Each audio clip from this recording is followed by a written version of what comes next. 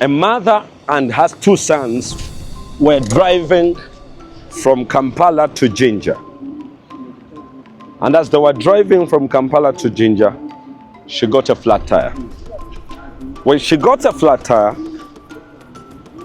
her 14-year-old son and the 12-year-old son were seated at the back. They moved out. When they moved out, they asked, "Mommy, what are you going to do?" 14 years, 12 years, they asked her. Poor parenting. How can you have a 14-year-old who cannot actually fix a tire? A boy who's going to be a father is asking a mother, "What are we going to do?" How can your son expect a solution from you? How? What happened to teaching our sons to be the solutions?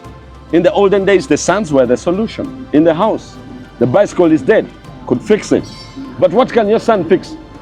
The mother started fixing the car jack as the sons were in the back playing video games.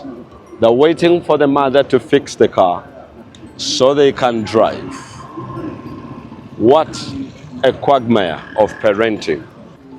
How can you have a 14-year-old who cannot even put a wheel spanner to take off a tire? How? Which kind of world are we in? What solution can your son give to you?